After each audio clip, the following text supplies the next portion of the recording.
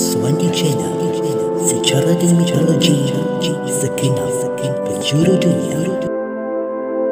Ledakan dahsyat atau dentuman besar, juga dikenali sebagai teori Big Bang, merupakan sebuah peristiwa yang menyebabkan pembentukan alam semesta berdasarkan kajian kosmologi mengenai bentuk awal dan perkembangan alam semesta ini.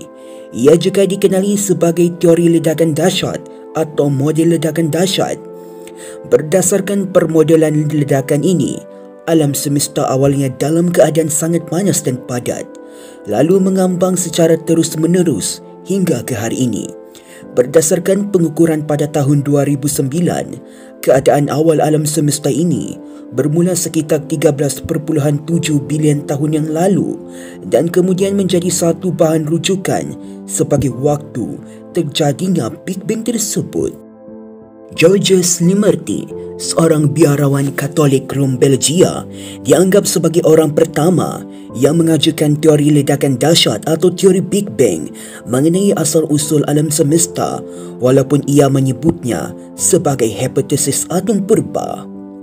Kerangka model teori ini bergantung kepada teori kerelatifan umum Albert Einstein dan beberapa perkiraan sederhana seperti homogenitas dan isotrop ruang. Persamaan yang mendeskripsikan teori ledakan dahsyat dirumuskan oleh Alexander Friedman setelah Edwin Hubble pada tahun 1929 menemukan bahawa jarak bumi dengan galaksi yang sangat jauh umumnya berbanding lurus dengan geseran merahnya, sebagaimana yang dipaparkan oleh Lemaître pada tahun 1927. Pengamatan ini dianggap mengindikasikan bahawa semua galaksi dan gugus bintang yang sangat jauh memiliki kecepatan yang sangat laju langsung menjadi titik pandang kita. Semakin jauh, semakin cepat kecepatannya. Sekiranya jarak antara kelompok galaksi terus meningkat seperti yang diperhatikan sekarang, semuanya pasti lebih dekat bersama pada masa lalu.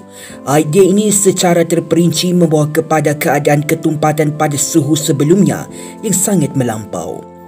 Pelbagai pempercepat zarah raksasa yang telah dibangun untuk mencuba dan menguji keadaan ini, yang memberikan pengesahan teori secara signifikan. Walaupun pempercepat ini mempunyai kemampuan yang terbatas untuk menyelidiki fizik partikel tersebut.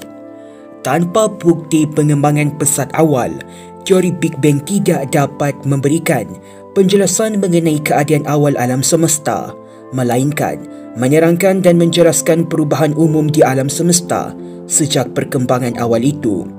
Banyaknya unsur cahaya yang diperhatikan di seluruh kosmos bersetuju dengan ramalan yang dihitung mengenai pembentukan unsur cahaya oleh proses nuklear. Dalam keadaan alam semesta mengembang dan menyejuk pada permulaan beberapa minit kemunculan alam semesta, seperti yang dijelaskan secara terperinci dan logik oleh necrosynthesis Big Bang. Fred Hoyle mencipta istilah Big Bang pada siaran radio pada tahun 1949. Dilaporkan secara meluas bahawa Hoyle menganjurkan model kosmologi alternatif keadaan tetap yang bertujuan untuk menggunakan istilah pejoratif. Tetapi Hoyle secara terang-terangan mempertikai dan mengatakan bahawa ia hanya digunakan untuk menekankan perbezaan antara dua model kosmologi ini. Hall kemudian memberikan sumbangan besar kepada usaha ahli fizik untuk memahami nukleosintesis bintang, yang merupakan jalan untuk pembentukan unsur-unsur berat dari unsur-unsur cahaya oleh reaksi nuklear. Setelah penemuan radiasi latar gelombang mikrokosmik pada tahun 1964, kebanyakan saintis mula menerima bahawa senario teori Big Bang pasti berlaku. Dalam agama Islam, sangat mendorong berkembangnya ilmu pengetahuan dan teknologi. Banyak ayat Al-Quran dan hadis yang memberikan petunjuk dan arahan bagi Muslim untuk menuntut ilmu. Banyak kandungan dalam Al-Quran tentang ilmu pengetahuan dan teknologi, termasuk mengenai penciptaan alam semesta. Jauh sebelum penelitian yang dilakukan oleh ilmuwan sains mengenai permulaan alam semesta, Semua ini telah digambarkan 1400 tahun yang lampau.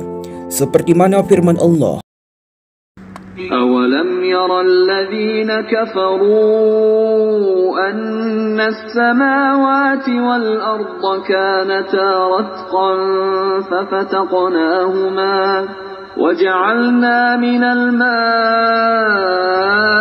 كل شيء حي أفلا يؤمنون وجعلنا في الأرض رواسي أن تميد بهم وجعلنا فيها فجاجا سبلا لعلهم يهتدون وجعلنا السماء سقفا محفوظا وهم عن آياتها معرضون